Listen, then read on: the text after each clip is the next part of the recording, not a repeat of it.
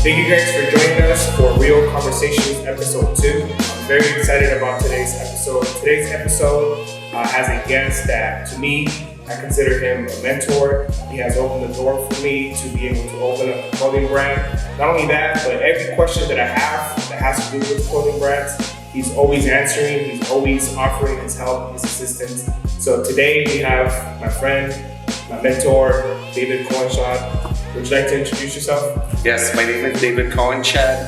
I run an apparel company based out of Mexico. I met Josue last year actually through my daughter. My daughter is one of his previous students, and it's sometimes a coincidence on how people get together and how things work.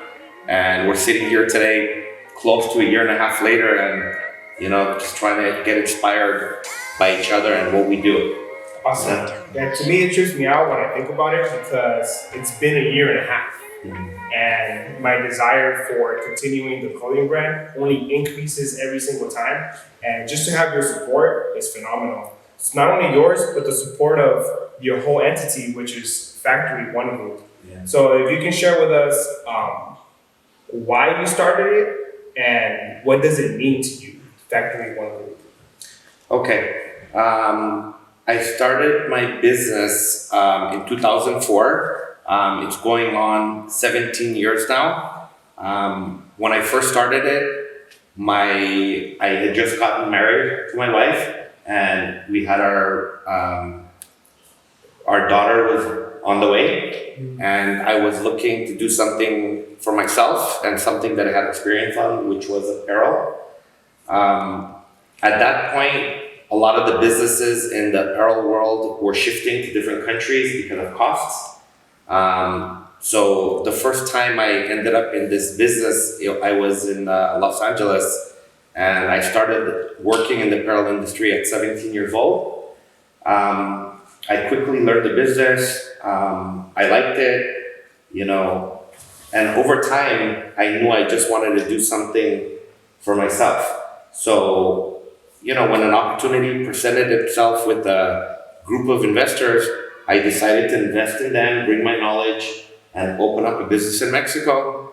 And it's been a lot of struggles, going from working with somebody to owning your own business. But to me, it's well worth it. It's well worth it to keep building something that you have true equity in. And your decisions can be yours, and you don't have to depend on somebody where you work as hard as you are, but you don't reap the benefits. Yeah. So all in all, we're going on 17 years, and our growth has been pretty incredible. It's gone from nothing to 50,000%. So we were able to hire a lot of staff in Mexico.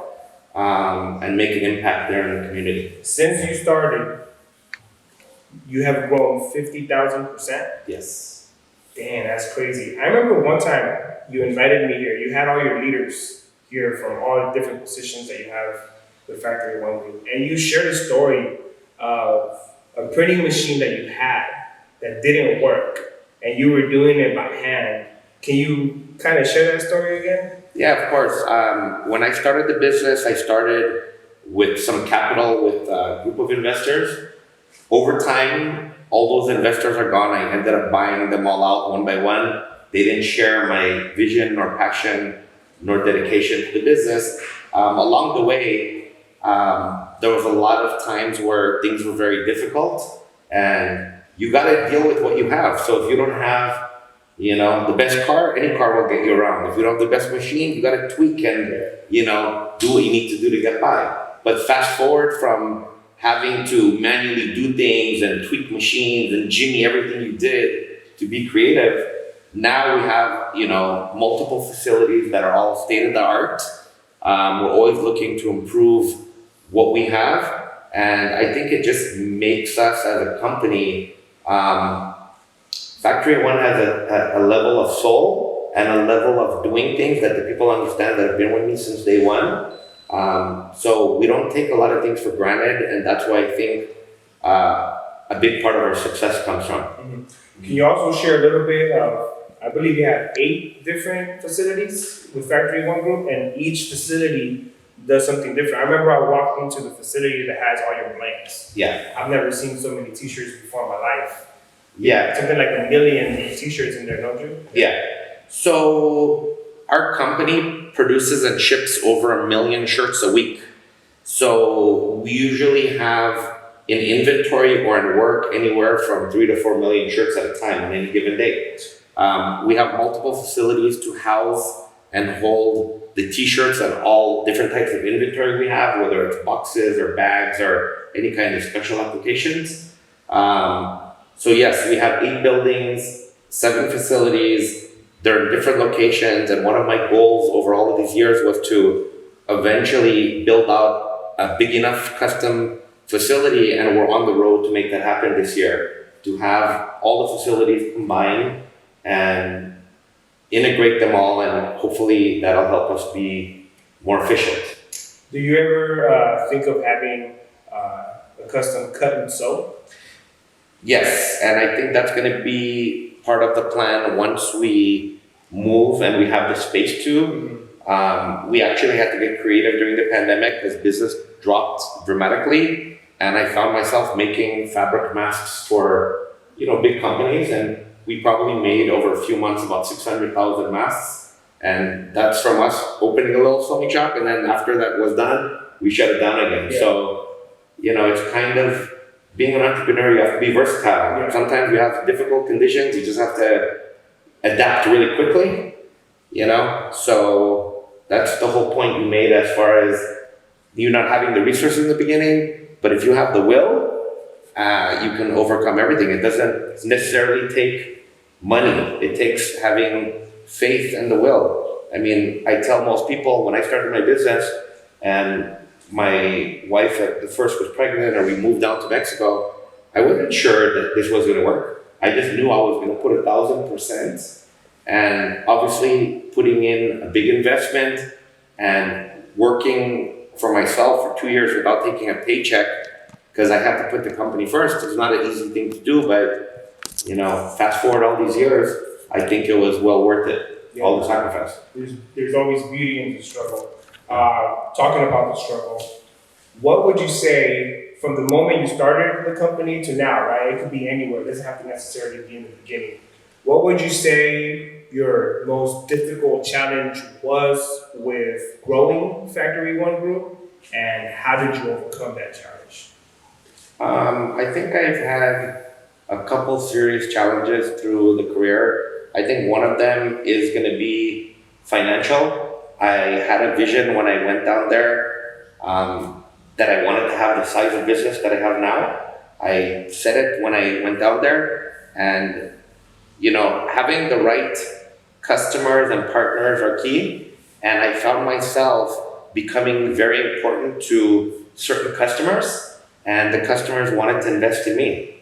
So therefore, I was able to take advantage of whether it was some financing with some guaranteed business or guaranteed contracts that helped my dreams become a reality, until I get to the point where I could finance things my own or get my own funding. Okay, that's to me one of the biggest challenges of every business is financially. But I think at the end of the day, if you have a good product or you have customers that like what you're doing and you get them their attention, you definitely can persuade people not necessarily to invest, but to believe in you and to support whatever it is that you're doing. Yeah. But at the end of the day, you have to be your biggest believer. Yes, and during the first few years, several times I really wanted to quit when going got tough because I didn't like how my partners were doing things. I believe that at the end of the day, when I gave commitments to people that we hired in Mexico, I felt like I wouldn't set the right precedent as far as telling people how to work, what to do, how to create a future. And these are people that have bought houses and cars and made a life to them. And I've seen a lot of my people meet at my company, get married, have kids. It's a beautiful thing. Yeah. So me, sometimes it doesn't matter What the challenge is, if I give somebody my word, yes, it might be difficult, and I probably would want to quit several times. And there's a driving force, even till this day. We support so many people, and challenges come all the time. Last year, when the beginning of COVID, pretty much by middle of April, I thought I was done. Our business went to a screeching halt. Our overhead is just incredibly high, and no money coming in, customers all not paying their bills. The whole world was stopped.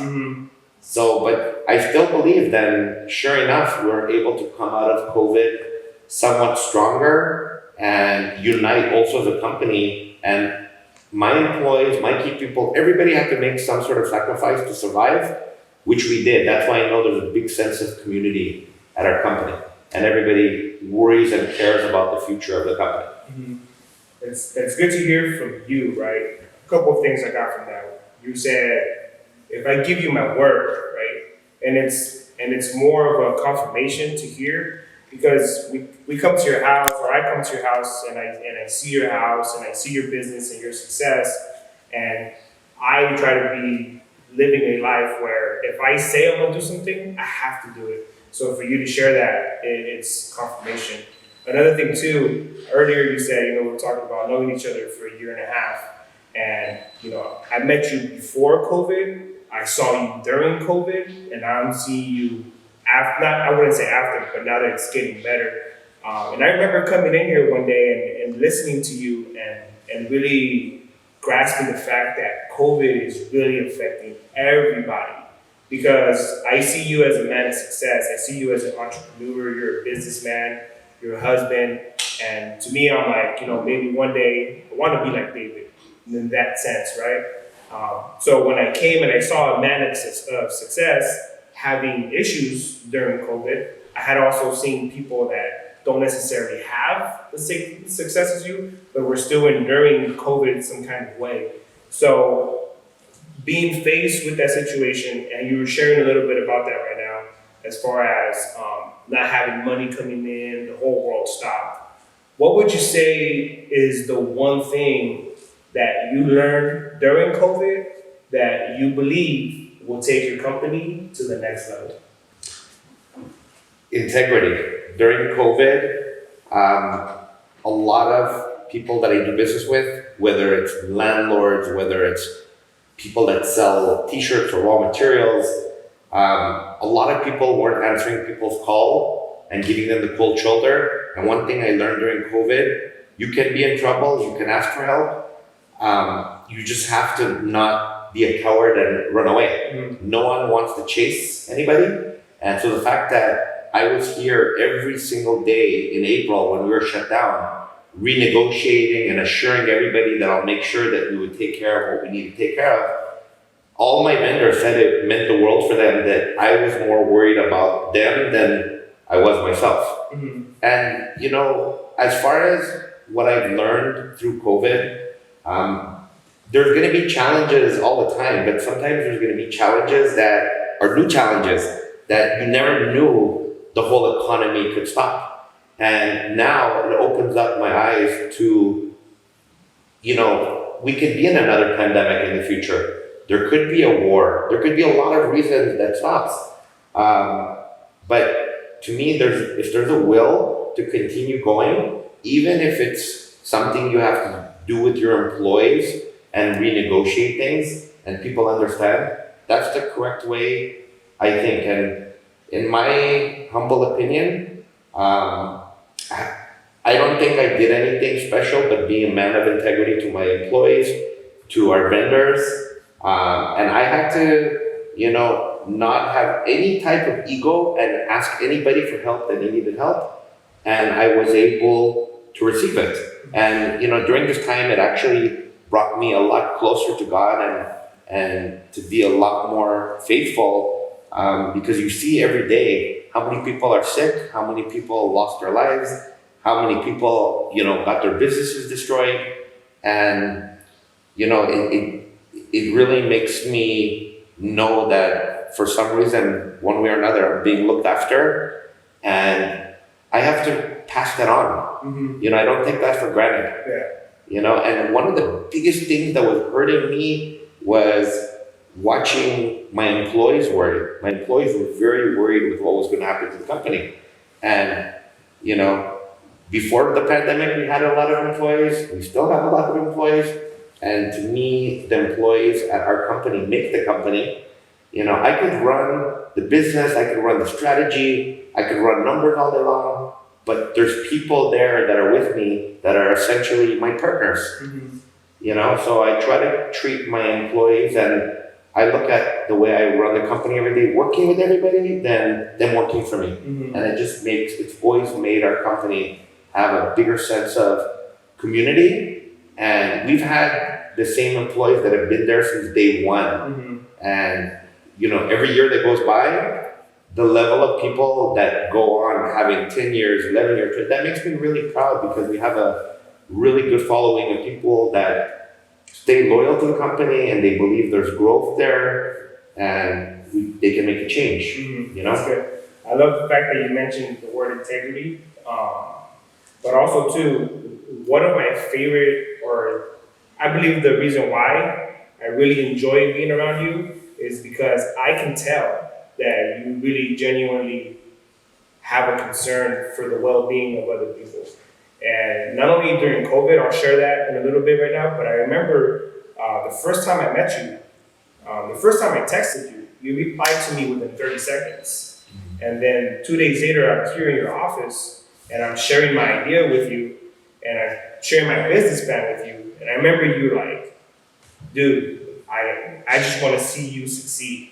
And since that moment, I was like, dang, like, why me, But it's not just me. You do that for everybody. Because I remember coming in your house during COVID and during the month of April when you were here, and you were telling me how you were worried about your employees because you feed your employees for their lunchtime.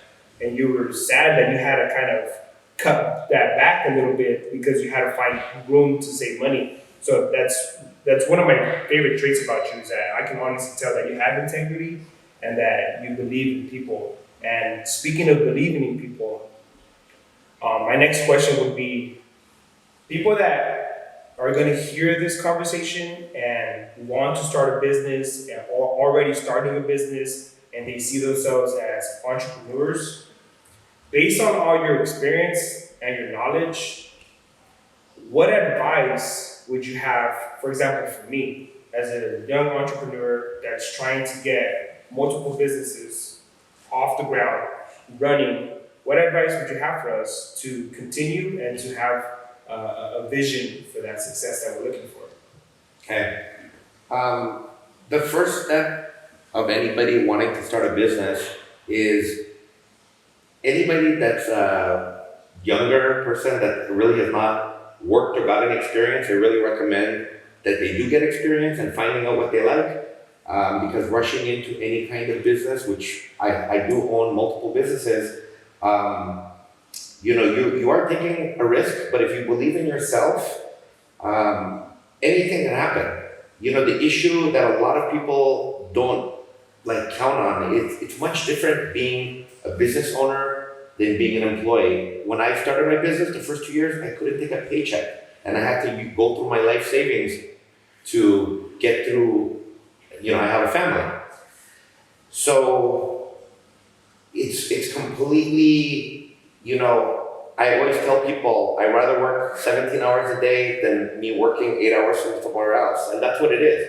You have to work sometimes longer hours, less pay, but you're investing in yourself.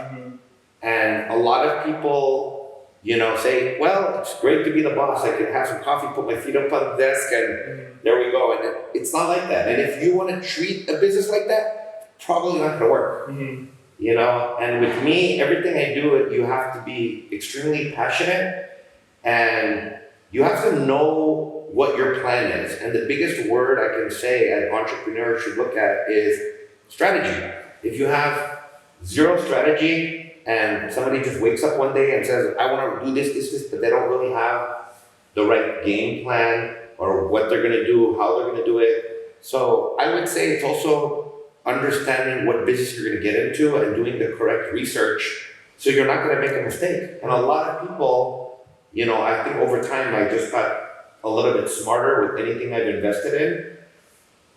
You realize what you make from your mistakes. And if you can't learn from your mistakes and have ownership, it's really hard as well. Mm-hmm. So I would really recommend that anybody that wants to start a business, they have the right strategy. There's a lot of resources.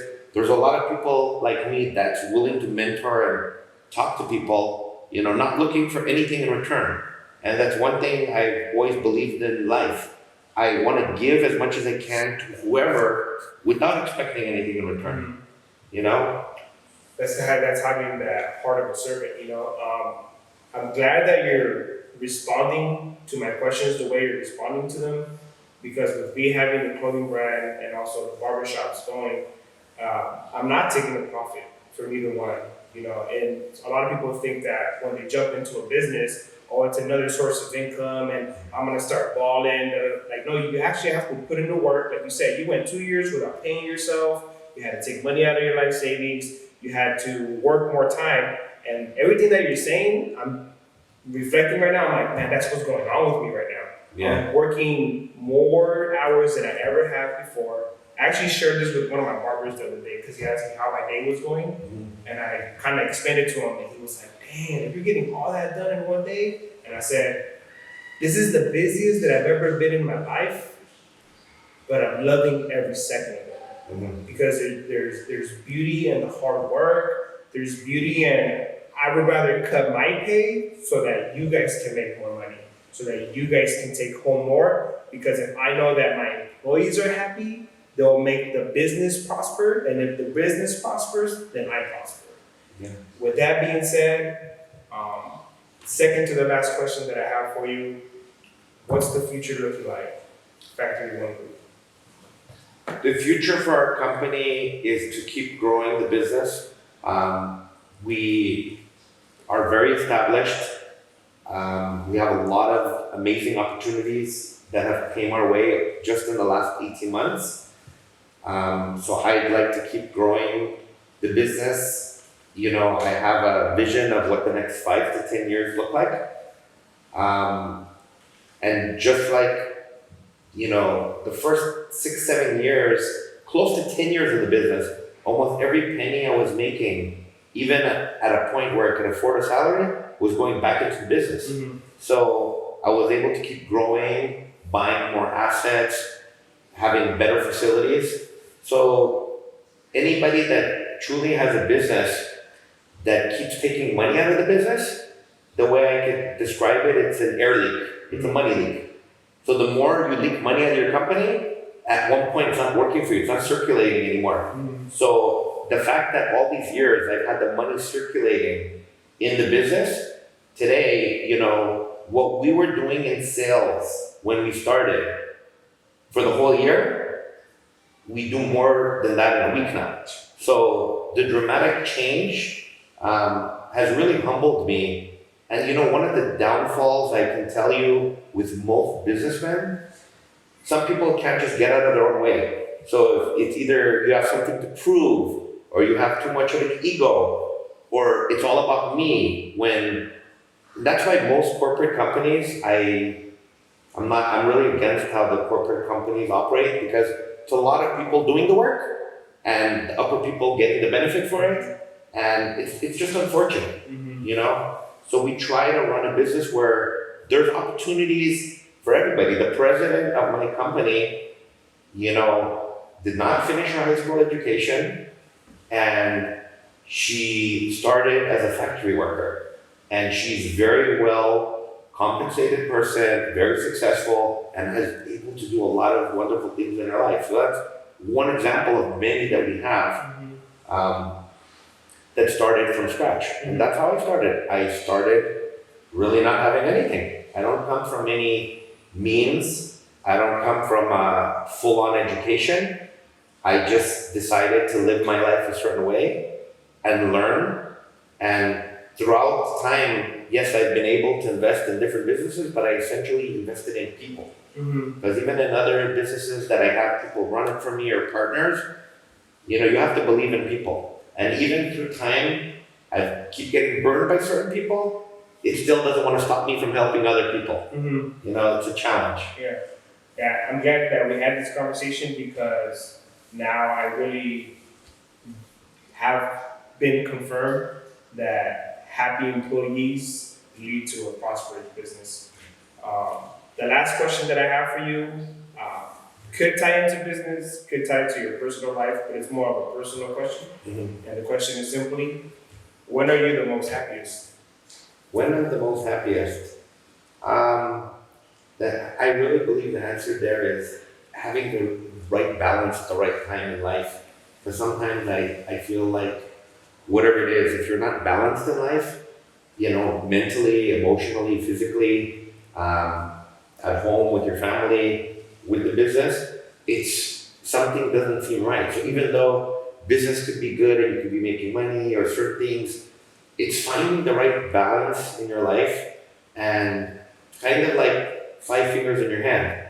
Yeah, your hand can work and you can cut off a finger, but why would somebody want to only be with 4 fingers? You want to be well balanced and have something to grab. So my goals coming up is to live a more of a balanced lifestyle. But to answer your question, I really enjoy helping other people. And I feel if I had to choose, when I help other people in any way, whether it's mentoring, whether it's charity, whether it's, you know, helping somebody in need, to me that's one of the most satisfying things. Because I don't do it for anything. I don't do it for recognition. You know, that's something that I feel like is chicken soup for my soul. And I think it ties in well to the sermon that my pastor preached today, and it was talking about one-way love and how sometimes people are in a relationship because I'm gonna do something for you, but I'm expecting something in return. And there, the conflict of a negative relationship kicks in because, oh, I did so much for you that you haven't matched that for me, so now I feel a certain way. But when you live a lifestyle, kind of like what you're talking about, where I give without expecting something in return, I think that's having that heart of a servant, where I don't care what you give me back, I'd rather give you value and make you an asset. It's good. David, I want to thank you for your time, brother. Thank you. I always appreciate talking to you, man. For me to say that you're my mentor and I look up to you, I think it's those are just words. For me, it means more, but I just want to thank you for your time. Thank you for everything that you've done for me, man. Thank you for opening the doors that you've opened up for me, and I pray for all the blessings for you and your family and for Factory One Group. Thank you so much. Thank you. Thank you guys for watching. This was episode 2 of Reo Konversations with my brother, David Cohenshad. Stick around for the next episode. Episode 3 will be featuring Marco Hernandez, my business partner, my homie, and my brother. Thank you guys for watching. We appreciate your time and have a great rest of your day.